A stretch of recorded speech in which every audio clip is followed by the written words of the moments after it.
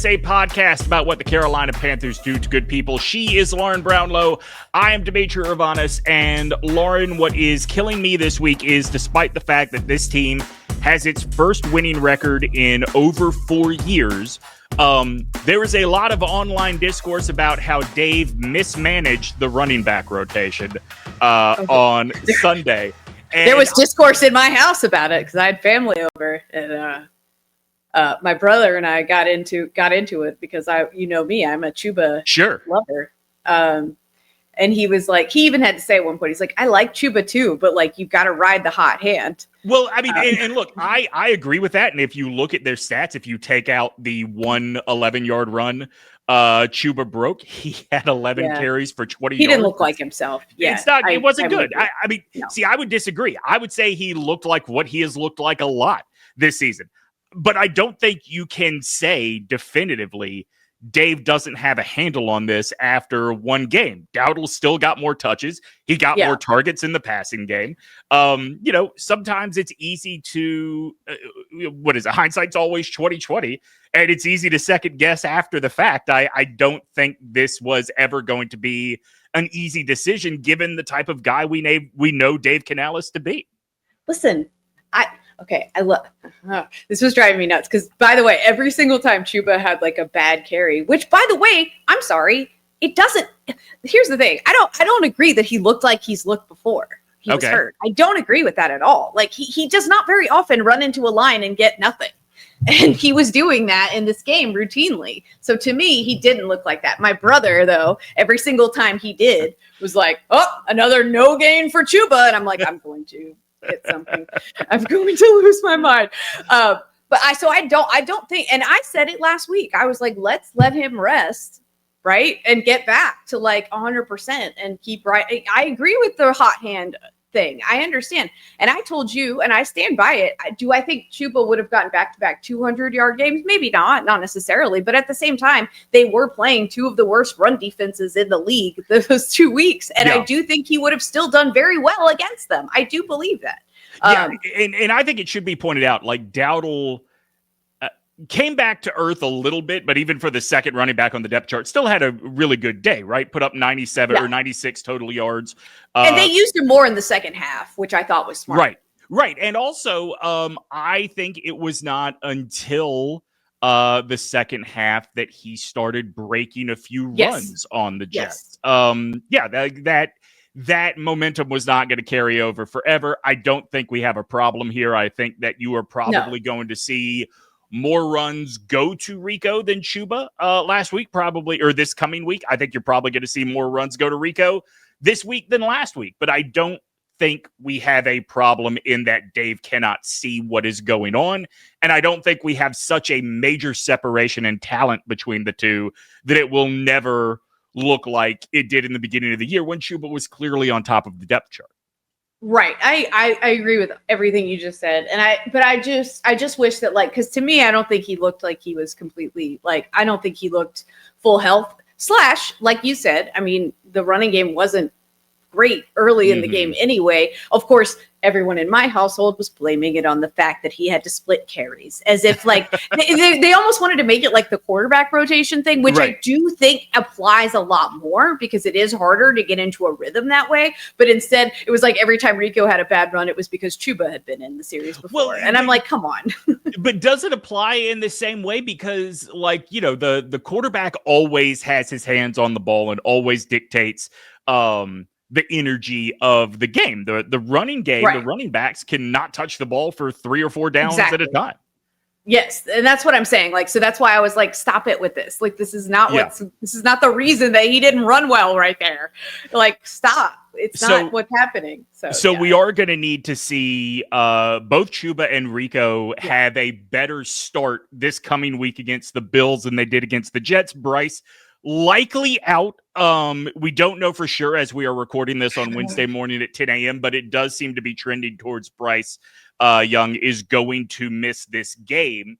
I feel like this could be a lost opportunity for the Panthers because Buffalo seems very beatable right now. They have had real trouble against the run, but I do wonder how that changes if you are not worried about the threat of the pass. Right, exactly. And the thing that scares me too, even more about them, is not so much it's their offense, because I don't think the Panthers have faced an offense like this as dangerous as it can be, even though they've had a problem running the ball as well. But like Josh Allen is plenty good enough to make that not matter. And obviously, like, the secondary has had its issues, even though it's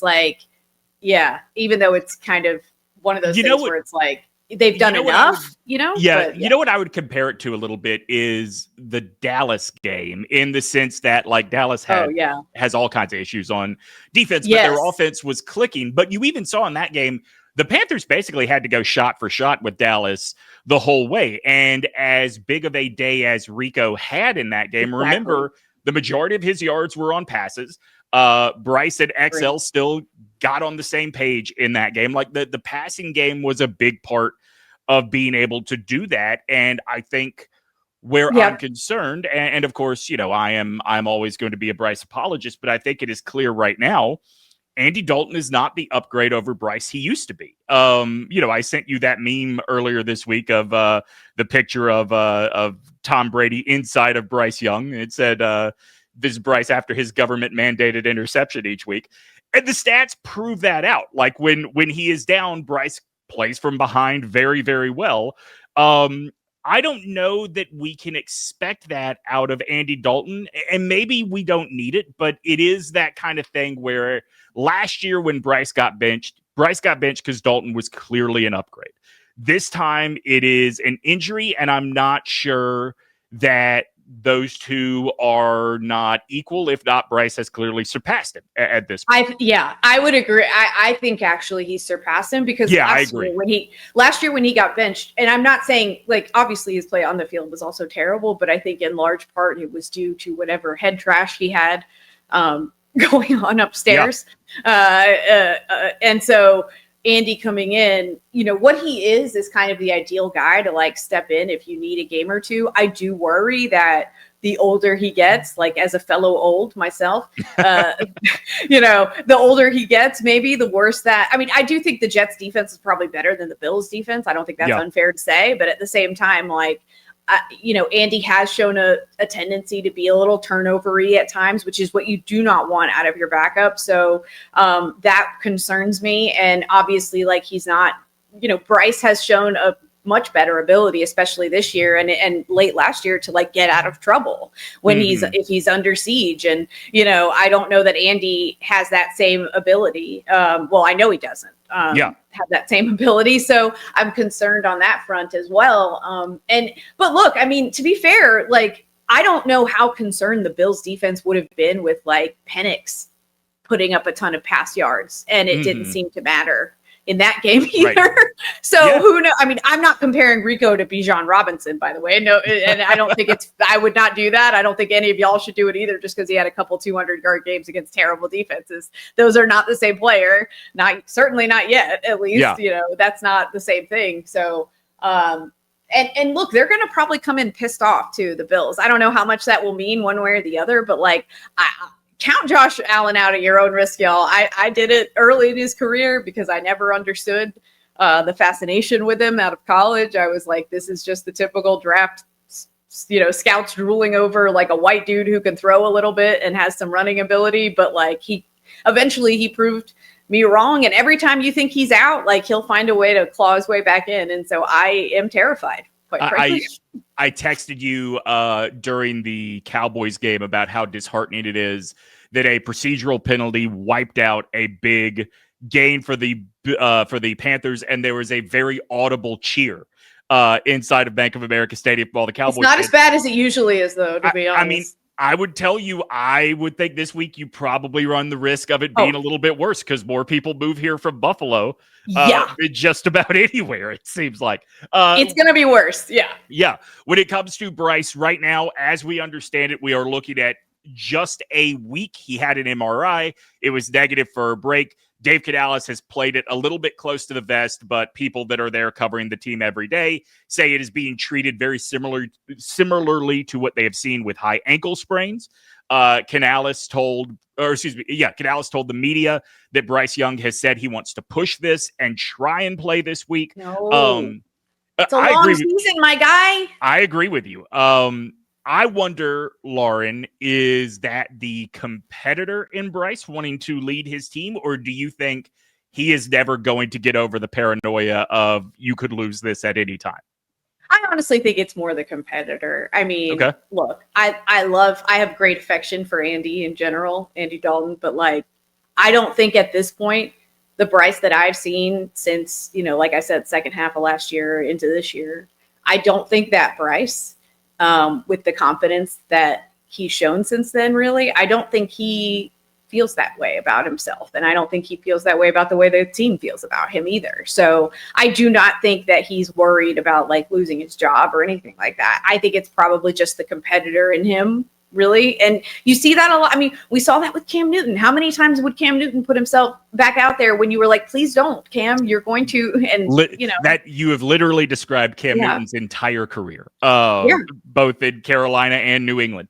I would say that Bryce seems very sensitive to me, but it does not show up the way it shows up in like a Baker Mayfield that can't stop talking. Like it shows up in the way that Bryce carries himself on the field, right? The slumped shoulders, the throwing the helmet, stuff like that. So I'm inclined to agree with you. It's not paranoia, but I find it hard to believe that guy does not know what is being said about him, whether it is on social media or callers into WFNZ or whatever the case may be. Bryce strikes me as a dude that is keenly aware of how he is perceived. For sure, but at the same time, like, he also has eyes, and like, God love Andy Dalton. Right. Like I said, I do too. But I don't see how you can have a working knowledge of football and feel like, oh, that'll prove itself to be a better option for this team long term going forward. Like, sorry, it's not. So I wouldn't worry about that. And like, he needs to worry more about how his play on the field when he's healthy enough to play would impact the way this team views him more so than anything Andy's capable of doing at his age. Like, he's never going to be the long term answer anyway, so you don't really have to worry about that part. Yeah, I guess the argument for the competitor is sort of what I talked about a moment ago. Like, this is an opportunity for a signature win for this team. Like, it is sitting right there, and to not be on the field for it probably kills you as a starting quarterback. Plus it's Panthers North. Who doesn't want to beat that? Yeah, that's true. So let's talk about some very good news from last week's game. It seems like Xavier Legette has turned a corner. It seems like Xavier Legette these last two games doesn't just look healthy and more comfortable. He is starting to look like a bona fide option or a bona fide contender to be the best number 2 receiver in the league, which we have said we think is his ceiling if you exclude those guys that would be number 1s anywhere else. Like XL is clearly a number 2. He has tremendous skill. Because I was going to say, I was like, is Pickens a number 2? Yeah, I was going to say, like, he might have a word. Pickens was someone else's number 1. Like, I'm you looking at these in like two different categories, right? Yeah. I think that whatever conversations Xavier Legette had with Dave Canales, with the offensive staff during that time he sat those 2 weeks, something clicked for him. Yeah, it's something, hopefully. I mean, I just knock on wood because Lord knows, I just, every time I get excited about something like that, it all of a sudden, oops, there come the dropsies again. Where did that come from? I mean, look, the dropsies are always something you were going to be concerned about with the guy, but 9 catches on 11 targets, that's a very different XL. And also, I think that they are done babying him, and it did feel like they were doing that a little bit with the routes they had him the target on against Dallas. Like, he had 92 receiving yards and only 14 of them were like yards after catch. That tells you they are going downfield to the guy with some regularity. Right. Well, that's it. I mean, again, though, that's ultimately a good thing because that's kind of what you want him to be there to do. Like, the more downfield threats you can get in that way, the better. And honestly, it's probably good because I don't know that Bryce and Tetaroa McMillan have been on like the best page recently. They clearly want to find one another. It's just, it hasn't always been, you know, it's like almost, you know, on both their parts. So it's like, it's good timing for him to step up, and then you get Coker back as well. So like the receiving core is probably in about as good of a place as you could hope for it to be right now. And with him playing like that. So it's good news. Yeah. I also think and maybe this is, I don't know, maybe this is good for, this week. Andy Dalton has a connection with Xavier Leggett that really showed up. Like 14 connections or 14 receptions on 21 throws during those games that Dalton was starting in 2024. All of his completions on Sunday, once he came in relief of Bryce, were to Xavier Leggett. I don't know what that means for Teteroa McMillan this week, but certainly if you are having to change quarterbacks, I like that the guy clearly has someone that is like my guy on the receiving staff this time. For sure. And like, I just want to pay money to see them have a conversation with one another. Like, I wonder if Andy's ever like, what? Well, so like, you know, you remember Adam Thielen was pretty. I think Bryce like seconded this. Like Adam Thielen was like designated the Excel translator for a lot of people on the team. So I do wonder how well everybody can understand Excel now that they can't just turn to Adam and go, "What did he just say?" Right, exactly. So it's just funny to imagine them like trying to talk to each other, and Andy being like, didn't understand a word, but you go downfield, I'll get you the ball, buddy. All good. Right. Here we go. As long as you know the route. That's all that matters. Right. We made a lot of, I don't know if we made fun of it is the right way to say it, but certainly we questioned Dave's relentless toxic positivity as it related to XL struggles and not pulling him off the field. Do we owe him an apology at this point? Was it really an issue of needing to just, you know, shoot is how you get out of a slump? Or because we know what we know of Bryce's rookie year, are we always going to look at 1 week, 2 week injuries with sort of a side eye of how much is hurt and how much is hurt physically and how much is hurt mentally? Yeah. Listen, there's 2 injuries in my time with Dave Canales that I've been like, that's not real. One was the Bryce one, and one I said it at the time. I was like, hamstring. Okay. Well, that was the Bryce one was still under Frank Reich, right? His rookie season. Oh, was it? Never mind. You're right. That was under Frank Reich, but that was also clearly fake. You know, It was just like, but yeah, the XL one, it could have also been, because I don't even think they tried to but I thought maybe they gave Bryce an injury when they benched him, but it was pretty obvious that it wasn't. Yeah, maybe I'm wrong about that. I don't remember that, but that doesn't mean you're wrong. I think I was just very hurt for my sweet little boy at that point. Of course, yeah, but no, I mean, I think like to me the hamstring one, I was like, I don't believe it. I never believed it. But yeah, like but look, maybe it was bothering him. I think like on any given week, you could probably take almost any NFL player and probably find something that, like, if you wanted a reasonable excuse to sit them out, like, would technically be true, but also, like, but yeah, I think it probably benefited him to sit out a week and to not have to, because that way you're not having him suffer through the humiliation of, like, sitting on the bench, getting shots of him on the bench, like, how supportive does he look, all of that stuff, the extra scrutiny that comes with that when everyone knows you've been benched. I think it's an extra level of humiliation that probably wouldn't have benefited XL all that much. And so if it was a fake injury, like, kudos, because that was probably the way to handle it, and just give him a little bit of a break, give him a rest, like, let him look at what's going on. Sometimes you really do in football. You hear this all the time from guys. Like, sometimes it really is beneficial to, like, take some time out. Like, when they're injured, they do get a lot out of that sometimes, because they can really look at things from a different perspective and, like, seeing the way things are developing and stuff like that. And it does let them kind of have, like, a bit of a mental reset of, like, oh, when I go back out there, I notice X, Y, Z happening when I'm watching it live. Like, I'll notice that and apply it to my own game when I get back or whatever. You certainly hope any professional takes the opportunity to do that and have the game slow down in front of them when they are not having to also react. Whatever the case is, like, I feel as comfortable with Xavier Leggett on the field as I have all season coming out of these last 2 games, that it does seem like a different dude out there right now. We've sort of motored through the first two segments today because, Lauren, I think you and I probably have a little bit of a disagreement on what things look like right now versus what things look like going forward. It was not until the middle of this week that it even dawned on me, and maybe some of it is because of the Buccaneers' performance on Monday Night Football, but it wasn't until the middle of this week that it even dawned on me that the Panthers are only a game behind the Buccaneers right now.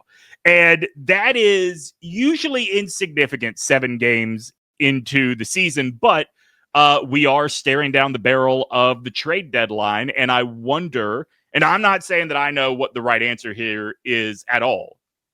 I genuinely wonder, does that change what Dan Morgan and maybe more importantly, Dave Tepper think they should be doing this week? I mean, honestly, I think if you're looking at it from a perspective of both what could benefit you right now, but what could also benefit you long term, I think it's fine. Mm-hmm. Because I think that ultimately the way that they've built this team and has been with the long term in mind, with like younger guys and things like that, and building around that for the most part, right? Mm-hmm. And so I don't think a radical departure from that in the interest of trying to chase a playoff spot right now, based on what we've seen out of this team this year, would be like the wisest move. I kind of just like, I'm not saying, because you have good points about like the rest of the NFC especially, and like, look, I do think the Bucs are a cut above still what the Panthers are, but yeah, I would agree. So I don't know that. I think you're playing for a wild card spot at best anyways. And I think if it works out, it works out. But I don't think that needs to be like I'm not saying like, of course, everyone wants to make the playoffs. So I'm trying to think of how to say this in a way that makes sense. I'm just saying like that doesn't need to be like the organization's primary, like the people in charge. You don't sacrifice. People. You don't sacrifice Correct. The long-term vision for 2025. I do not. I understand that. I mean, I would say, as you just pointed out, the NFC is pretty bad. And Bryce, like you are running out of time to take advantage of Bryce being on a rookie deal. Unless you're just convinced he's not the guy and you're going to start all over again. In 2 years? I guess that deal's officially over. I mean, you are running out of time on that.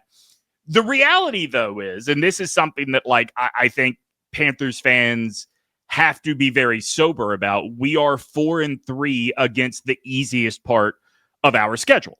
Exactly. So far, right? Like, exactly. Yes. You've got Buffalo coming to town this week. Next week, you go to Green Bay. You've got a Monday night game at San Francisco. LA comes to town. You still have 2 games against Tampa Bay. I mean, Atlanta looks better by the end of Atlanta the year. Looks a lot better. Who knows what the trajectory of the Panthers and Saints are by the time they meet? Because I do, so and late in the annoyed. season. I'm annoyed in advance, so I know it, and I'm already mad. Why couldn't we get them when they were terrible? We never get them at the good times. So I remain steadfast in my belief that there is no time this season when they are not going to be terrible. They genuinely look like contest winners out there and not football players.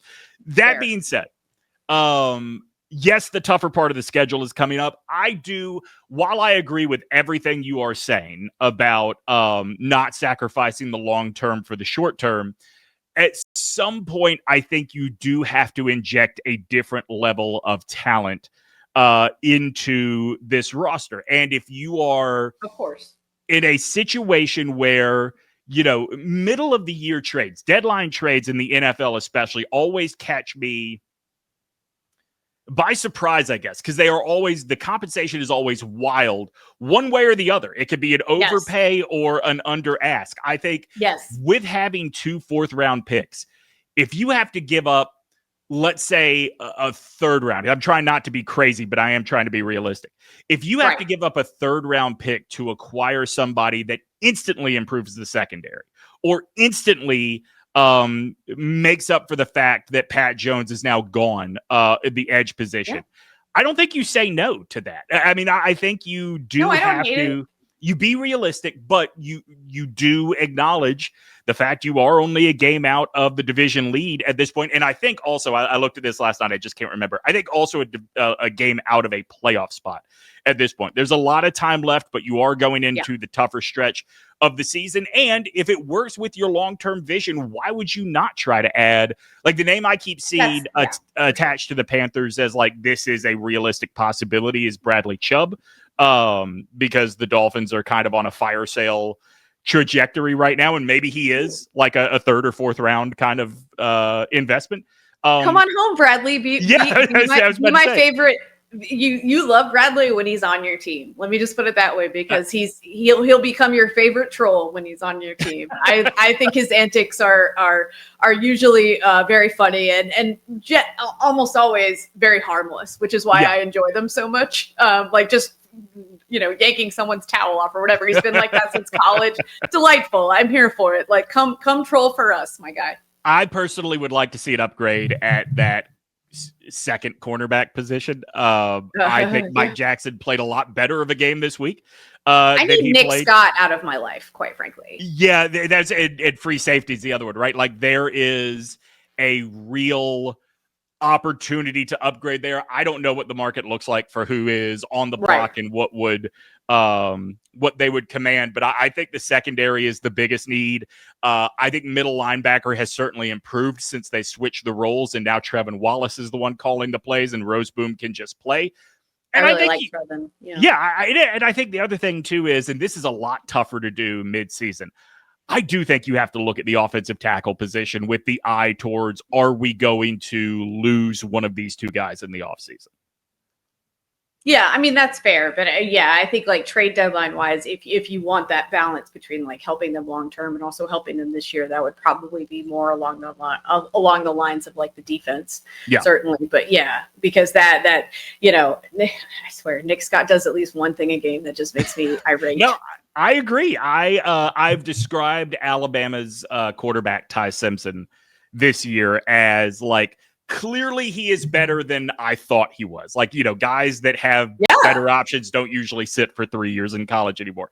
Clearly he is way better than I thought he was, but he does still like 3 or 4 times a game make a play that makes you go, can you please explain to me what it is you were thinking or saw? Because it did not translate on this side of the TV. That is Nick Scott. That is Nick Scott, particularly every time he is assigned to cover somebody deep. He just seems to lose, whether it's the ball, the route, whatever the case may be. That's an obvious place the Panthers can also, I mean, granted, the roughing the passer was a tough call, especially because he wasn't a passer. So that was confusing. In that moment, I was like, oh, that's a passer now. Interesting. Cam Newton has some words to say about that. Right. I didn't know that. Huh. But anyway, whatever. You could, I understand why they call. I was like legitimately freaked out by that play because it did not look like. That looked pretty bad. But regardless, I'm not saying like that was all his. It's just the problem with him is that he's good for it feels like he's good for at least one of those every couple games, and they always kill you, and it's just stop. I mean, to be fair, that one was a tough one to avoid, like I said, and he did, it looks like on replay, tried to avoid it. But when it first happened, I'm usually mad at the refs. I was so mad at him. I was furious. I was just like, are you freaking kidding me, dude? Stop doing this. That is where we sort of have to talk about, and, in relation to the part of the calendar we're at, that's where we have to talk about the value of draft picks, right? I do think, Nick Scott, free safety, because clearly Lathan Ransom is not there with the position change from strong to free safety, that they feel good about having him start every game now. Some problems you've got to address right away, right? Some problems I don't think you can improve the team, or I guess accomplish your goal by waiting to use a draft pick on. The other thing I would say, and this is where I ask you, Lauren, because I know you value draft picks, and I do too. It's just you place a premium on them. I sometimes don't. As a young team with no cap issues, are draft picks as valuable, because they could be anything, as they would be using them to flipping them into some veteran leadership, some veteran production, and a different level of performance for this team?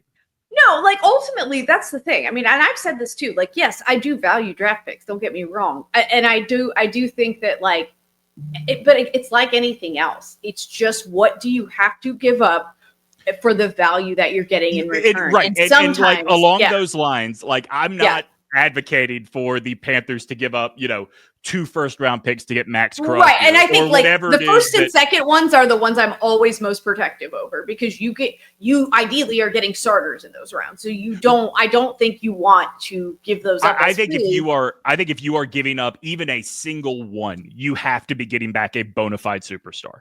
Yes, and you have to get back. Yeah, you have to be getting back a guy that is great, a guy that will be that his contract is such that he should be with you for a little while and is at an age that is commiserate with that. Yes. And I think as we could say, even though this is not football, we could say from the example of the Carolina Hurricanes, a guy that does not actively hate being a part of your roster is probably something you want insured before you make the deal on a first round pick. I think the Panthers would be well served to make some kind of move. I don't know, though. I really don't know that I could blame Dan Morgan for looking at the schedule ahead and saying, we are ahead of where we thought we would be. I don't think that's how Dan Morgan looks at it. But I think you could look at the schedule ahead and say we are ahead of pace, but this ain't the year. I think it'd be very deflating as a fan of the team, but I think, he's got a different job to do than you and I do just talking about exactly. And I would rather him, like, I get the impulse because look, listen, do you think I didn't want to throw a little mini party to be above 500? I don't even remember what that feels like. I don't know what to do with my hands. Like, what do we even do here? Above 500? What?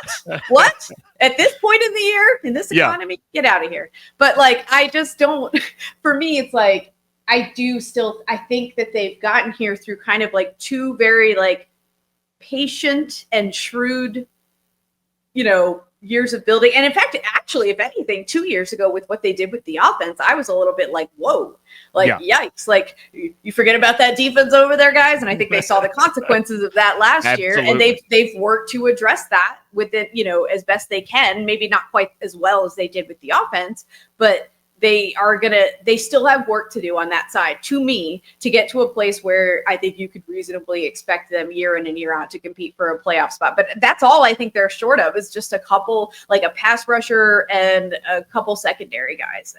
To me, that's all they're missing at this point. Yeah, I would agree with you. And look, last year they felt the pain of how much they invested in the offense at the expense of the defense. That being said, they did still improve by 3 wins over the year before. Now, is the win number everything? No, but the team was clearly better at the end of 2024 than it was at the end of 2023. Like, that's indisputable. So, I don't know as a fan how necessary. Well, I mean, we're going to feel bad if they end up at 5-12 or 5-13 again, because it means 5-12 because it means they only win 1 more game the rest of the way. I don't think that's what's going to happen. I don't either. You do want to see them meeting the level of possibility and expectation, if not exceeded it, because they haven't done that in a long, long time, and that is very much in sight right now. Well, what I had to think about was like, how would I feel at this point if they finished with 7 wins, which is what I've always thought they would get to. Yeah.